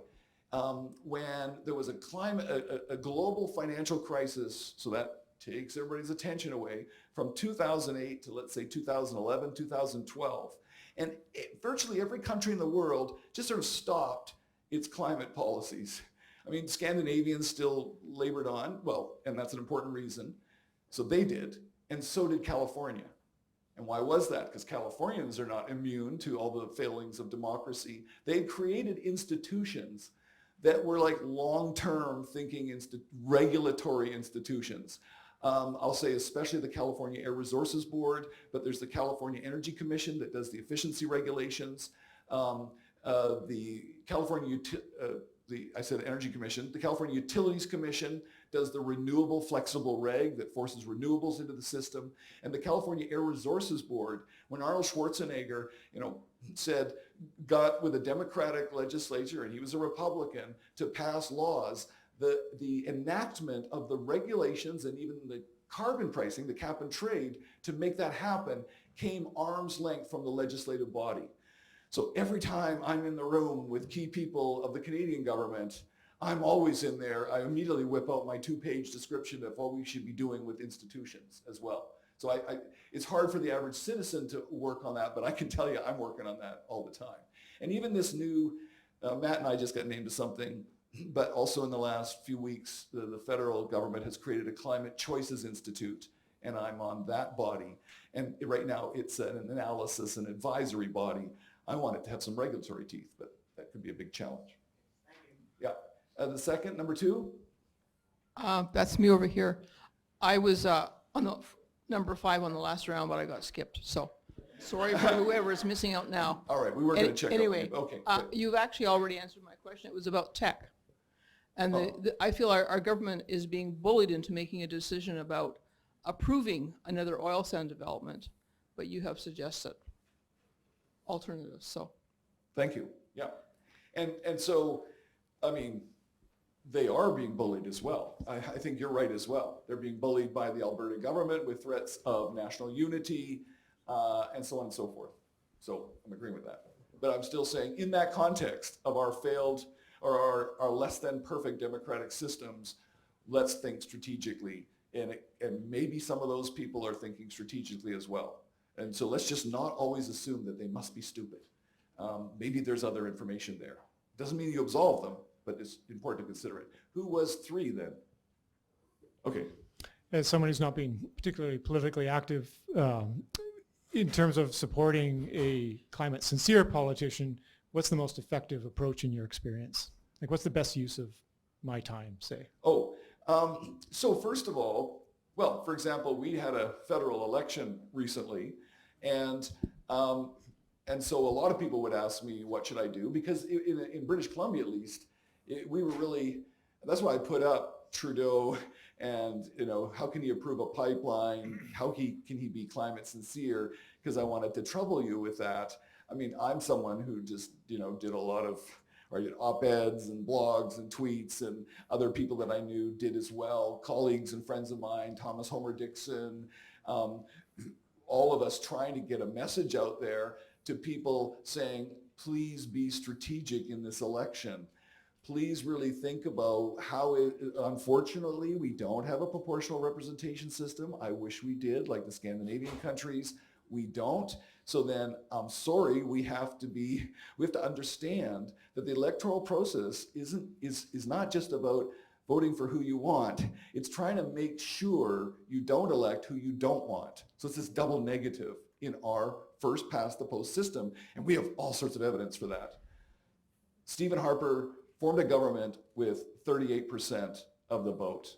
And then he played along nicely with a minority for about 5 or 6 years, and then everybody was soft on him, and he got a majority with 42 or 43% of the vote.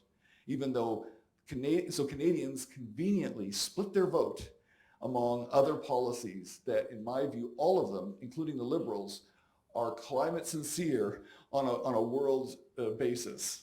So the Liberals are not as climate sincere as the Greens or the or maybe even the NDP, but we had to be mature about that. So it would be supporting certain political parties, however you do it, financially, door knocking, and then I'm saying the more conditional stuff about whether or not civic activism is when you don't have that good government you want. How do you signal to your other citizens the importance of this issue to you? So and that's also why with the Trans Mountain Pipeline at Simon Fraser University, a lot of colleagues said to me, you should be out here getting arrested with us.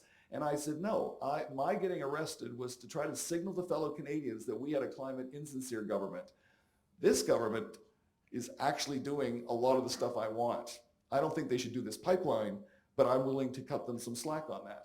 That's the judgment I made. I'm not saying you need to make that judgment, but I'm explaining to you what my thought process was to get there. It was very earnest and sincere. Who was next? Okay. My question is actually not... And also, feel free to ask questions to Matt, or Matt to jump in. I just added that one. On that very point, I have a question for Matt. Oh, okay. Can I add that But question? even before you do that, he's going to respond to the previous one, and then can take that. Just one other thought, and it changes a bit as you go to different levels of government, but most politicians are people, and it's I hear this from our councillors and provincial politicians who I interact with. They don't hear from residents and citizens that this is an important issue, and again, at a local level, they're very accessible. It's no problem to meet with any of our 10 councillors. The mayor is accessible. Similarly, at a provincial level, it is not that hard to get their time. And again, it doesn't, it's not going to change on a dime. This is sort of as a complementary piece to everything Mark mentioned.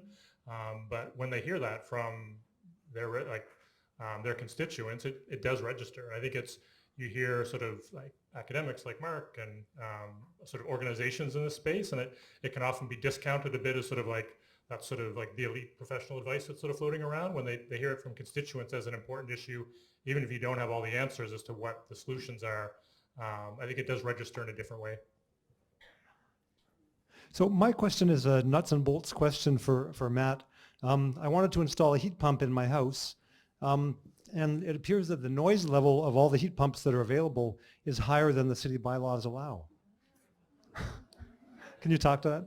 That is true.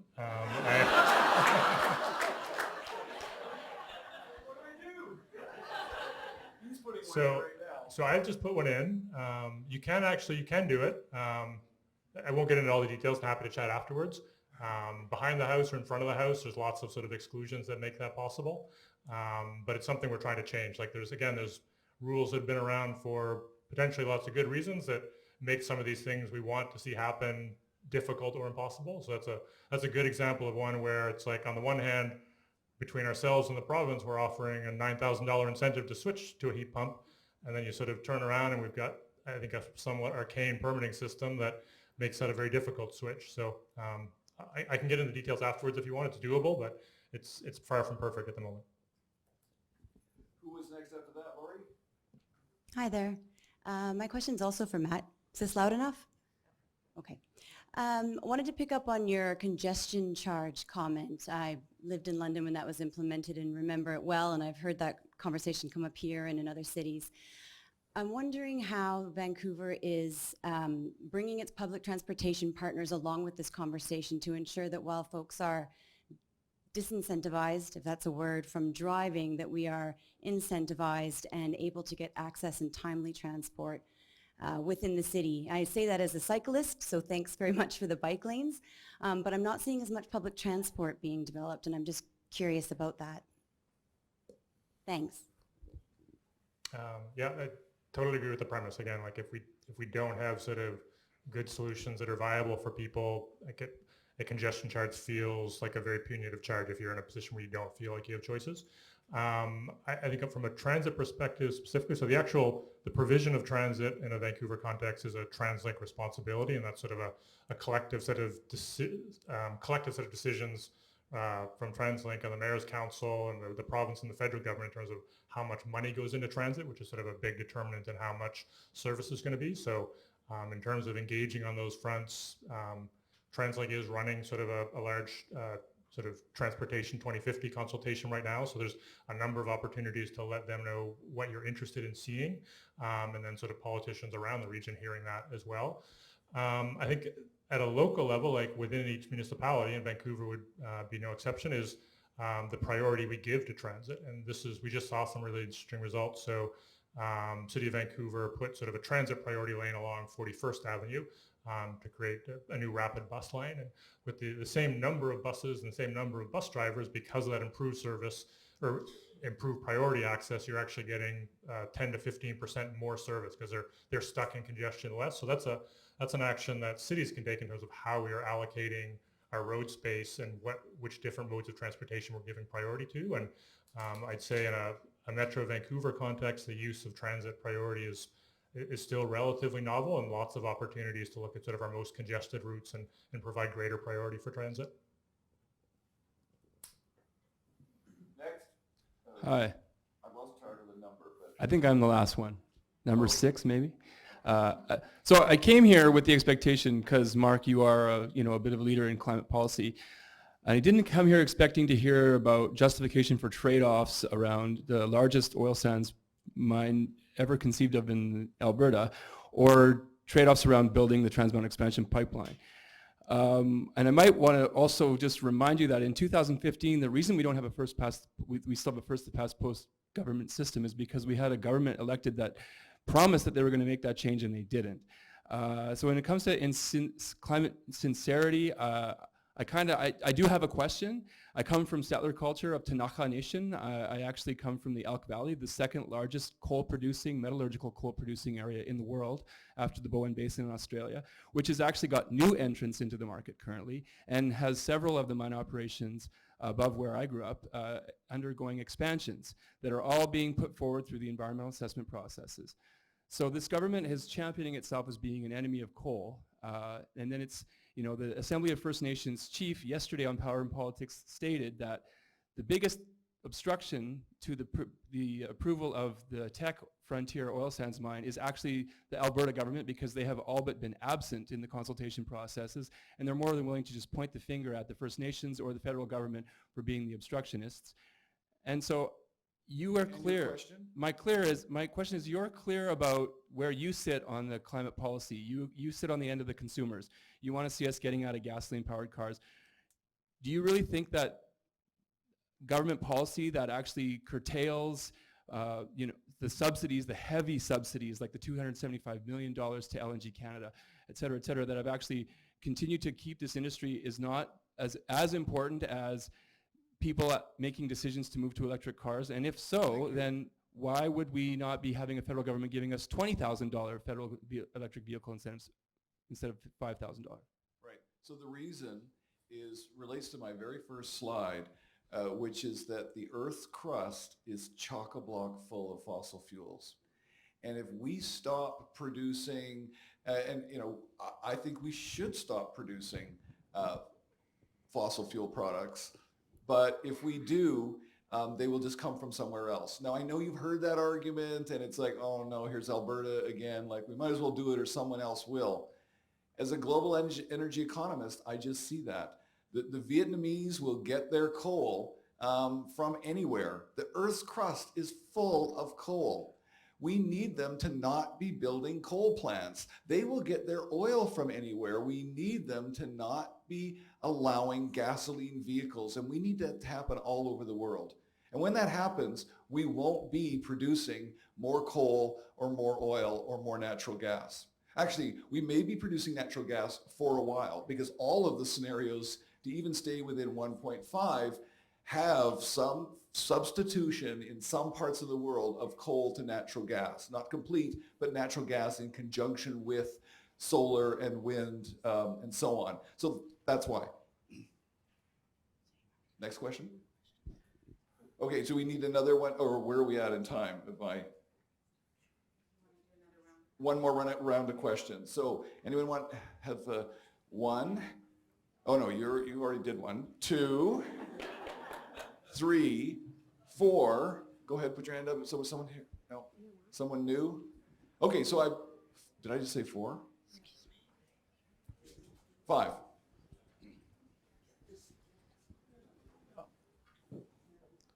My question is regarding the international nature, as you just mentioned, of energy use.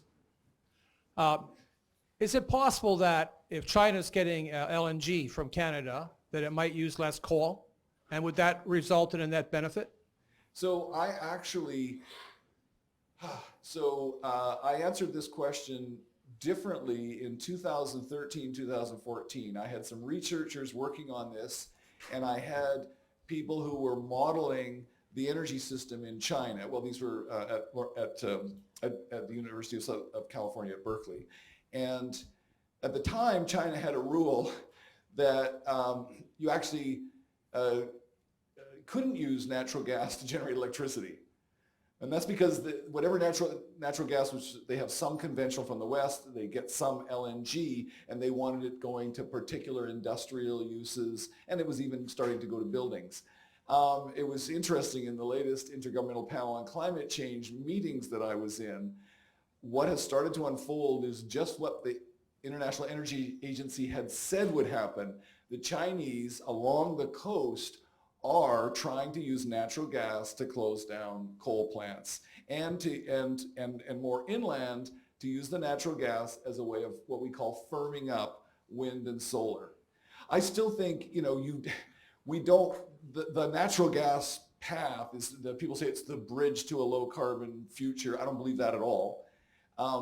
But people want cheap energy for development. So in the developing world, some export of natural gas from British Columbia and other places can make sense as part of that path.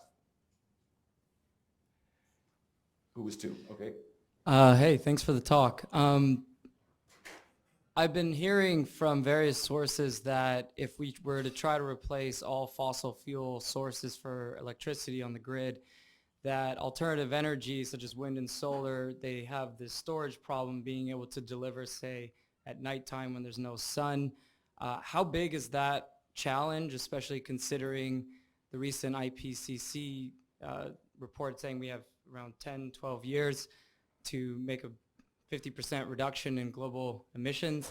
Excuse me if that's not the IPCC, I can't remember right now. But is that really a big challenge? Because a lot of critics will use that to say, no, we can't eliminate fossil fuels the way we need to prevent, say, 2 degrees warming. Yeah. So in electricity, and we're going to need to dramatically expand electricity systems everywhere, of course in the developing world, but even in the developed world, look at British Columbia, if those cars are going to be running on, many of them on electricity, and those houses. So, but then the argument is, as you just said, so I won't repeat it, but that because solar and wind are, we call it non-dispatchable. It means that the operator can't control when they produce electricity. It's determined by the wind blowing, when the wind blows and when the sun shines. But for 30 years and more, people have shown globally that we can do this without fossil fuels. Fossil fuels are just stored energy, right? You can store energy in a pile of wood, in a biomethane tank, at the end of a hydro reservoir, in a battery. You can even have, and hydrogen, you can even have natural gas underground, and maybe your electricity system has a bunch of natural gas turbines that are there to run at those particular times when you need them, peak demand and low output of renewables, but they're only going to run 5% of the year. So your emissions will be minuscule compared to that. And Ontario is just at this edge. It built some natural gas plants as it phased out coal. And then the question will be, will someone like Doug Ford start to baseload those, like run them a lot more rather than just backing up more renewables? Because he started to cancel the renewable projects. So you can always run an electricity system without fossil fuels, but this is where my students say, it'll be more expensive, right? Because storing energy in fossil fuels to back up an intermittent electricity system is cheaper than storing it in batteries and so on and so forth. So it's a question of cost, and that makes it really hard in the developing world where all the electricity growth is especially going to happen. Can I add one quick thing? Yes, yes. Yeah, just quickly to add to that, I think often that argument is framed, I think, around this sort of assumption or presentation that our demand for energy is sort of fixed and sort of in time. And electric cars are a really good example. Like you sort of get home at the end of the day, you could sort of plug it in at 6 o'clock, which is sort of when the grid is in most demand. We've also got plenty of technology that could say you plug it in, but it doesn't actually start to charge until 10 or 11 o'clock at night.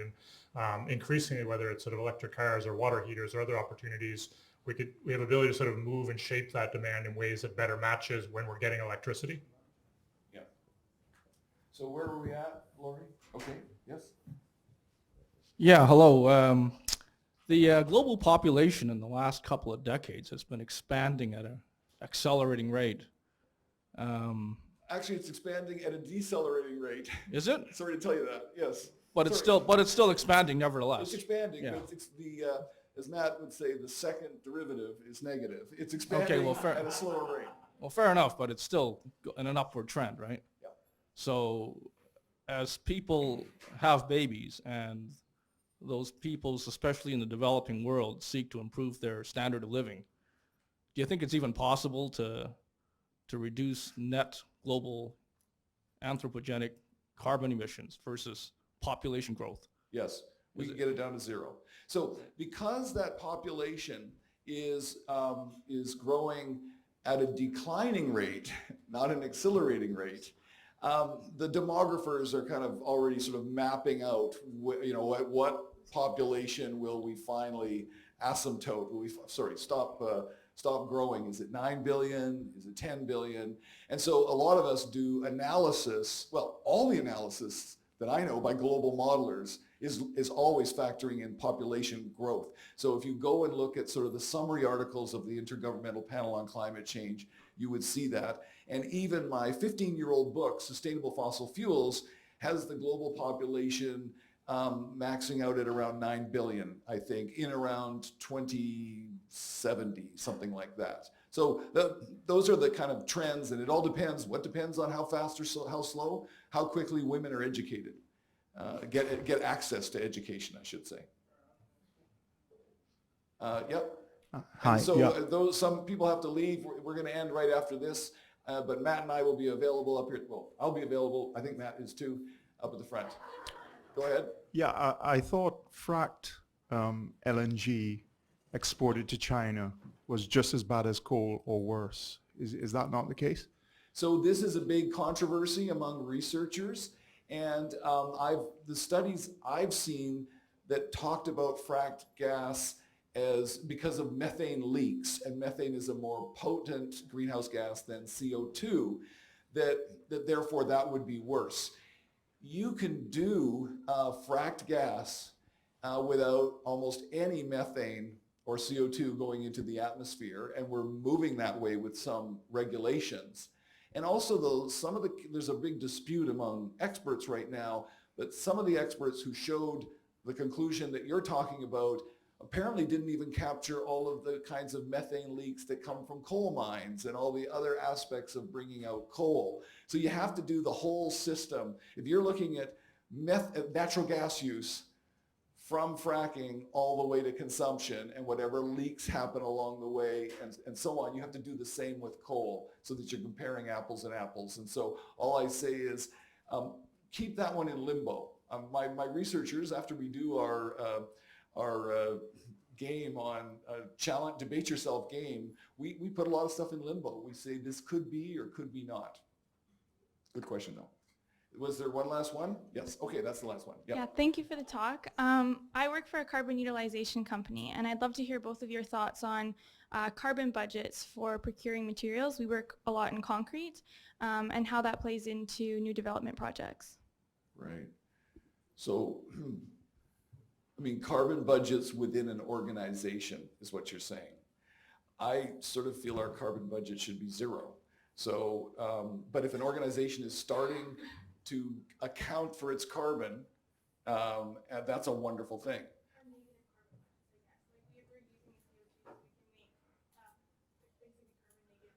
Sure, if you're using the carbon to make something and you know that it won't deteriorate later and end up coming up anyway, yes, absolutely. And that's sort of what we're looking at now. When you ask me, can we get there?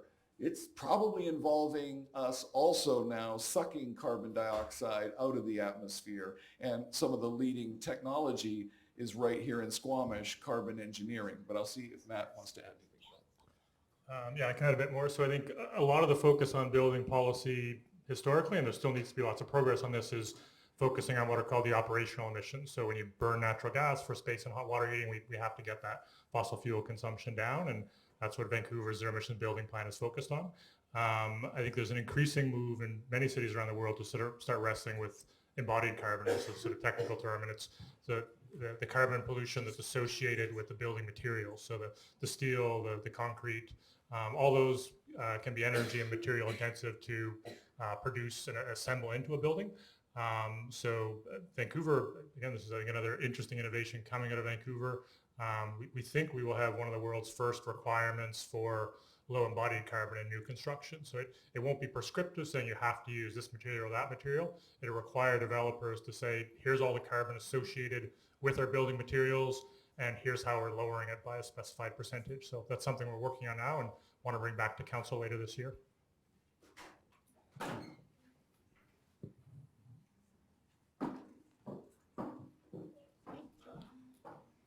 So thank you, Mark and Matt, for such a highly informed, provocative, and clear set of presentations tonight. I just want to close with a few other announcements. We would like to thank our sponsors, the SFU David and Cecilia Ting Endowment for Public Education, the SFU Alumni Association, and the Pacific Institute for Climate Solutions. And there are 2 remaining talks in this series, and we hope you will join us for those as well. The next one is February 20th, How Red Zones Punish the Poor, Generate Crime, and Break the Law, featuring Nicholas Blomley from Geography. And March 12th, Navigating Towards Ecologically Safe and Socially Just Fisheries, featuring Anne Solomon from Resource and Environmental Management. Thank you for coming tonight, and be brave.